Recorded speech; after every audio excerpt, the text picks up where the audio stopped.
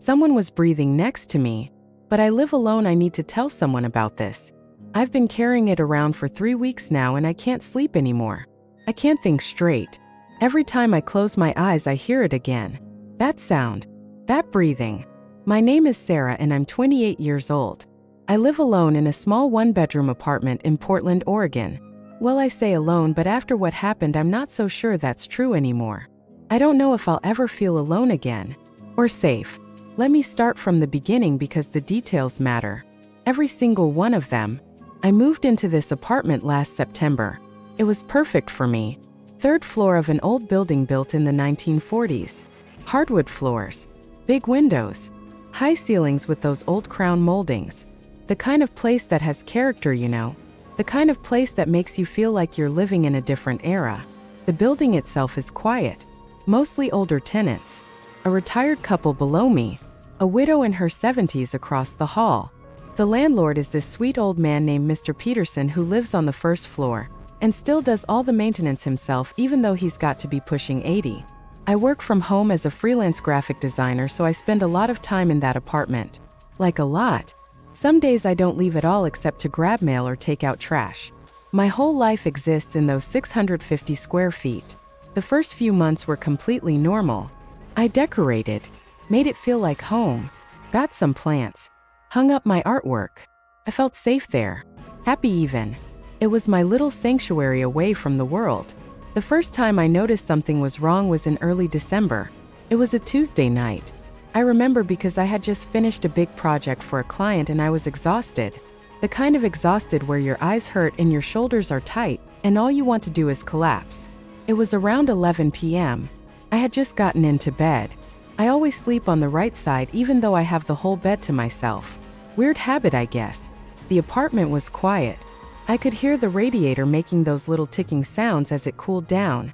Outside, a light rain was falling. Not heavy, just that soft Portland drizzle that happens 9 months out of the year. I was lying there in the dark scrolling through my phone like you do. Just mindlessly looking at nothing really. My eyes were getting heavy. I was about to plug in my phone and go to sleep. That's when I heard it. A breath. Not mine. It came from the left side of the bed. The empty side. I froze. Completely froze. My whole body went rigid and cold. You know that feeling when your blood turns to ice water? That's exactly what it felt like. I held my breath and listened. Really listened. Nothing. Just the rain. Just the radiator. Just the sound of my own heartbeat pounding in my ears. I told myself I was being ridiculous. I had been working too hard. I was tired. My mind was playing tricks on me. That's what exhaustion does to you, right? Makes you hear things that aren't there. I forced myself to breathe normally, rolled over, closed my eyes. Eventually I fell asleep. But here's the thing. I couldn't shake the feeling that something was off. The next morning I woke up and the apartment felt different somehow. Heavier. Like the air itself had changed. I walked around checking everything. All the windows were locked. The door was locked and chained. Nothing was out of place. I convinced myself it was nothing. 2 weeks passed. Nothing happened. I started to forget about it. Life went back to normal. I finished another project. Had dinner with some friends. Did my laundry. All the regular boring stuff that makes up a life. Then it happened again. This time it was late. Almost 2 a.m. I had fallen asleep around midnight but woke up suddenly. You know that feeling when something wakes you but you don't know what? Your body knows before your brain catches up. I was lying on my side facing the wall. The room was dark except for a thin line of streetlight coming through the curtains. Everything was silent. Too silent maybe. And then I heard it. Breathing. Slow. Steady. Rhythmic breathing. Right behind me. I could feel it. The warmth of breath on the back of my neck. So close. So impossibly close. My body went into full panic mode. My heart started hammering so hard I thought it might burst out of my chest. I couldn't move. Couldn't scream. Couldn't do anything. I just laid there frozen in absolute terror.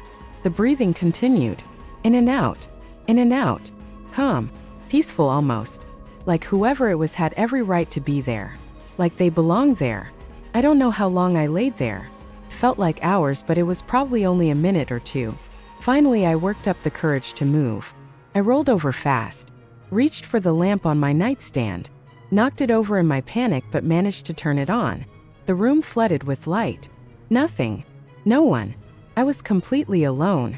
I jumped out of bed, checked under it, checked the closet, checked every single corner of that tiny apartment.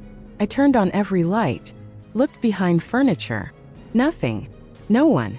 I was shaking so bad I had to sit down on the couch. I grabbed my phone and almost called 911, but what would I say? Someone was breathing in my apartment, but they're invisible. Yeah, that would go over well. I didn't sleep the rest of that night. I sat on the couch with all the lights on until the sun came up. Then I made coffee and tried to convince myself I had been dreaming. It was so vivid though. So real. I could still feel where that breath had touched my neck. I called my best friend Emma that morning. I needed to talk to someone. Needed to hear that I wasn't going crazy. She came over that evening. I told her everything. She listened and I could see she wanted to believe me, but I could also see the doubt in her eyes. She said all the right things. Said maybe it was stress. Said maybe I should see a doctor. Make sure I wasn't having some kind of episodes. She stayed the night with me. We watched movies and ate takeout, and I felt better having someone there. We fell asleep on the couch together around midnight. I woke up at 3 a.m. Emma was still asleep next to me. The TV was on playing some infomercial on mute. The apartment was lit by that blue flickering light. And I heard it again. Breathing.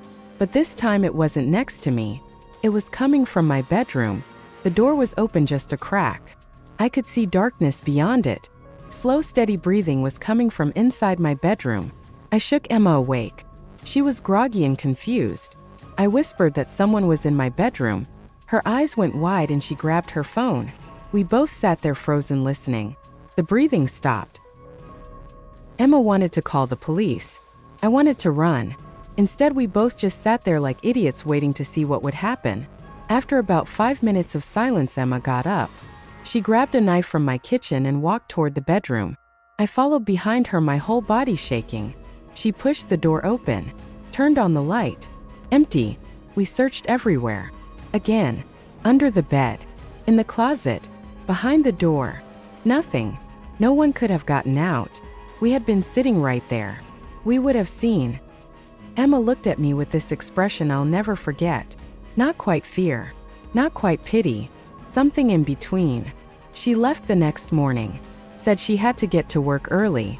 I could tell she didn't believe me anymore. She thought I was having some kind of breakdown. Maybe I was. I started to wonder myself. I made a doctor's appointment. Got checked out. Everything was normal. My doctor suggested it might be stress or maybe sleep paralysis. She prescribed some sleeping pills and told me to take it easy. I tried the pills. They knocked me out cold, but they gave me nightmares. In the dreams, I would wake up in my bed and see a figure standing in the corner of my room. Just standing there, watching me. I couldn't see a face, just a dark shape. And I could hear it breathing. That same slow, steady breath. I stopped taking the pills. December turned into January. I wasn't sleeping much. Maybe 3 or 4 hours a night. I started sleeping with the lights on. Started sleeping on the couch instead of my bed. I thought maybe if I wasn't in the bedroom it wouldn't happen. I was wrong. It was a Sunday night. Early January. One of those cold, clear nights where you can see your breath outside. I had fallen asleep on the couch around 10 p.m. I was so exhausted I couldn't keep my eyes open anymore. I woke up to the feeling of someone sitting on the edge of the couch. Right by my feet. I could feel the weight. The cushion was compressed. And I could hear breathing again. That same slow, rhythmic breathing. I opened my eyes slowly, terrified of what I might see. Nothing. No one was there. But the cushion was still compressed. I could see it. The fabric was pushed down like someone was sitting on it. And the breathing continued. I screamed. I actually screamed. Loud. I scrambled off the couch and backed against the wall. The compression in the cushion slowly released, like someone was standing up. And the breathing started to move. I could hear it moving across the room, toward my bedroom. Then it stopped. Everything went silent. I stood there against the wall for I don't know how long. Eventually I grabbed my keys and my phone and I left. I didn't even put on shoes. I ran down 3 flights of stairs in my socks and pajamas. I sat in my car in the parking lot until the sun came up. The next day, I went to Mr. Peterson. I didn't tell him about the breathing.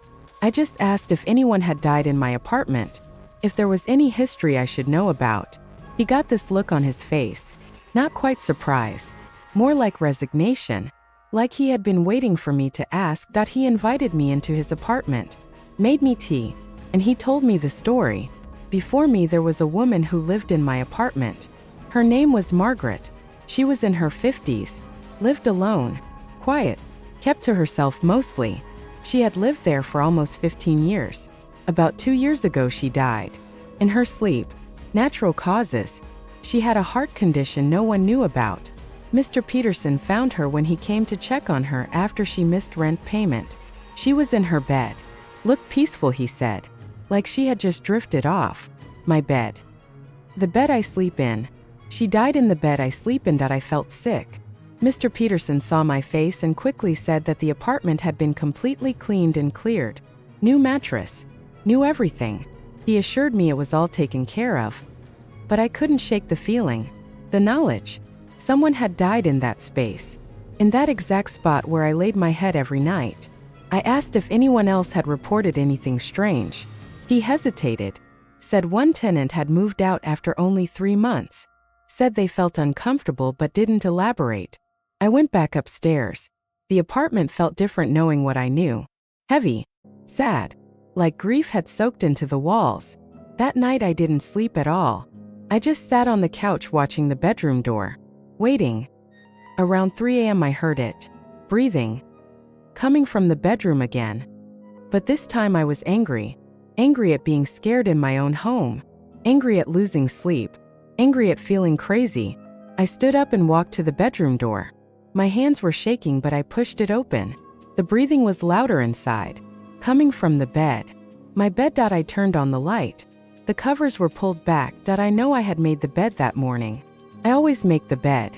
But now the covers were pulled back on the left side. Like someone had gotten in. Or was still in. And the breathing continued. I could see the impression. The mattress was compressed in the shape of a body. Like someone was lying there. I watched as the impression moved slightly. Adjusted. Like someone getting comfortable. The breathing slowed. Deepened. Like someone falling asleep. I backed out of the room. Closed the door. I grabbed my laptop and sat in the hallway outside my apartment for the rest of the night. The next morning I called a priest. I'm not religious. Never have been. But I didn't know what else to do. He agreed to come and bless the apartment. He was a young guy. Father Mike. Probably early 30s. He came that evening with his Bible and holy water and all the stuff you see in movies. He walked through the apartment sprinkling water and saying prayers. I felt ridiculous watching it. But I was desperate. When he got to the bedroom he stopped. He stood in the doorway for a long time, just staring at the bed. Then he said something that made my blood run cold. He said he could feel her. Not it. Her. He said she was confused. She didn't understand why she couldn't rest. Why she was still here. He said she was sad. Lonely. She didn't mean to frighten anyone. She just didn't want to be alone. He said some more prayers. Did his blessing. Before he left he told me that sometimes spirits don't cross over because they're attached to something. A place. Person. A feeling. He said Margaret had lived alone for so long that loneliness had become part of her. Even in death she couldn't let go of it. He said to be patient. To be kind.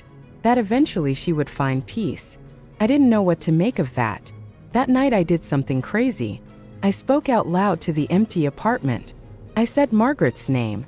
I told her I was sorry she was alone. I was sorry she died without anyone there. I told her it was okay to let go. That she didn't need to stay. I felt stupid talking to empty air. But I meant it. That night was the first night in weeks I slept through without waking up. For a while things were better.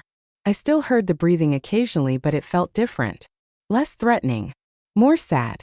I started leaving the bedroom door open. Started saying goodnight out loud before I went to sleep. I know how that sounds. Trust me, I know. But here's the thing. After a few weeks the breathing started to change. It got quieter. Less frequent. Sometimes I would go days without hearing it. Then one night in late January I woke up around 2 a.m. The apartment was silent. Completely silent in a way it hadn't been in months.